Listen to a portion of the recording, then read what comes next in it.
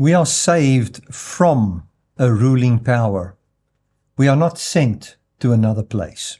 So many times when we think of salvation, we think of being sent to another place. That means, glory to God, I am saved from planet Earth and I am now moving to destination heaven. That is not the salvation that is in Romans. It's not the salvation that is in Ephesians 2 verse 8.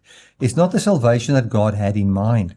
When we think of the salvation that God has brought, it is to save us from a ruling power. We need to understand that salvation is not just a change of location after death. It's the rescuing of God's people and the planet from the ruling power that wants to destroy it. It is a transfer of citizenship from the dominion of fear and death and bondage into the rule of life.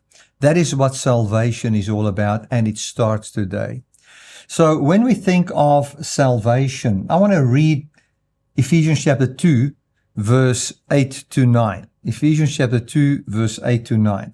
For by grace you have been saved through faith, and this is not your own doing. It is a gift of God, not a result of works, so that anyone can boast. Well, today in today's devotional, we're just going to talk a little bit about salvation being a gift. The introduction is that salvation is being saved from the ruling power. Tomorrow we will look at how that look. But today I want you to know this, that this salvation is a gift from God. For by grace have you been saved through faith. And if you think of salvation as being saved from the ruling power in this world, grace is what saves you from that ruling power, giving you a brand new life. Now, when we think of grace, so many times we think of grace, and sadly, in the many years that I've preached the grace message, it has been seen almost as a permission to stay enslaved. I want to tell you that grace is not a permission to stay enslaved, wherein you as a slave are now having the peace that God loves you even if you are a slave. That's not what grace is about. The grace of God is the power of God, the action of God, the force of God, the life of God, which, as I said yesterday, started long before there was a fall, or what we would call a fall, or long before a disobedience in Adam, or any of those kind of things. The grace of God is eternal. It is the influential power of God turning what He influences His power unto into sharing His life. That is the grace of God. So the grace of God, whereby we are saved, as we see in Ephesians chapter 2, verse 8, by grace are we saved, through faith, and that is not our own doing. We are basically then saying that we have the permission not to stay enslaved. We have the permission to be free. And if this freedom and if this salvation is not about where we go when we die, then we have to ask ourselves, what is it about?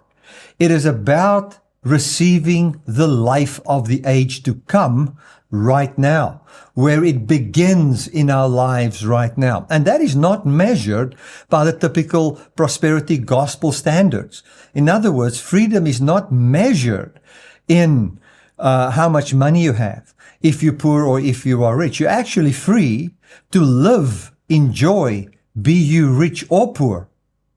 That is what it's about. It's freedom from having a life born from the standards of this world. This last Sunday, I preached from Romans chapter 12, and it says, don't be conformed to this world. It also means don't be shaped by the mindset of this world. What is the mindset of this world? Well, if you are rich, if you are always healthy, if you've got all these kind of things, then you can only be happy and victorious. What Jesus brings is, yes, He provides for us. Yes, we find signs, wonders, and miracles taking place. Yet we find that our lives are free from those things. Meaning that if there is a beautiful financial provision. Our joy is because our names are written in the Lamb's Book of Life, meaning that we are happy because we have passed from the kingdom of death to the kingdom of life. That is what it is. We're grateful for anything that God does, which is by His provision, His care, and so forth. But we are free to have lives that is where we are permitted not to have a life enslaved to the things of this world. Grace is God's power to relocate your life, not relocate you. To relocate your life away from the power of darkness and to put it into a life that is without condemnation. It is God's power to relocate your life without using condemnation as a tool. That is what it is. So the grace of God is the power of God that can empower you unto a new life where condemnation and guilt is not used as a motivating factor, where fear of the devil or hell is not used as that which motivates you, but where you are motivated by the beautiful display of life that God brought in Jesus, that we can behold. As we end this devotional, I want to give you just a suggestion to this simple action. Choose a moment today where you feel maybe that fear speak the loudest. And then you can out loud say, I am saved by a gift, not by my performance.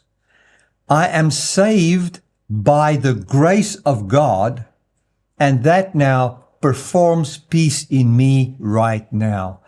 I have the permission not to be enslaved.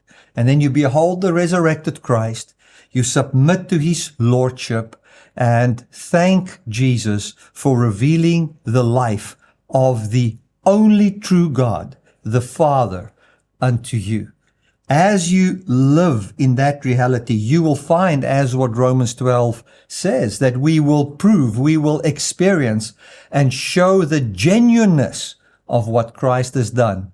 We will have it experientially in our lives. Know that you are deeply loved, and you, by grace, have the permission not to be enslaved. Amen.